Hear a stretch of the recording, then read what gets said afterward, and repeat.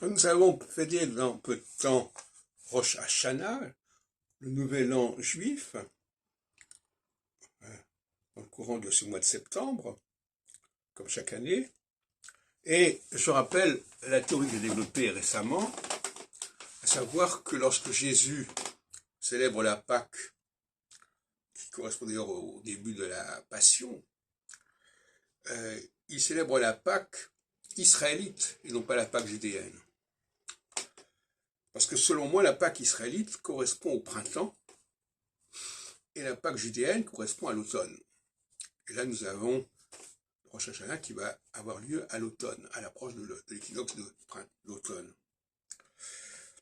On ne s'est pas interrogé à ce sujet suffisamment, parce qu'on n'a pas mis en place des critères assez rigoureux, mais la célébration de Jésus entourait le 11 des 12 apôtres d'origine israélite, ça n'est quand même pas complètement indifférent et innocent. Ça montre bien que Jésus participait à un rituel israélite et non pas un rituel judéen.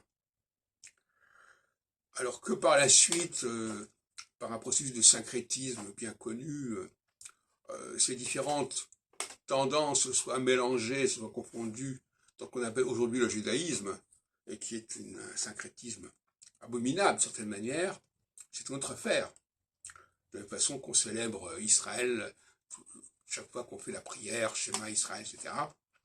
Alors qu'en réalité, il s'agit du Deutéronome, et le Deutéronome est un texte, le dernier, le 5e livre du Pentateuque, un texte complètement syncrétique, qu'il faudrait y relire non seulement la partie qui a été utilisée pour le schéma Israël, mais les parties qui précèdent et qui suivent, et qui sont tout à fait édifiantes, et qui nous parlent de tout à fait autre chose, qui nous parlent de la conquête de la terre promise, et en insistant sur le fait que cette conquête, c'est l'appropriation de biens qui ne sont pas celles du conquérant.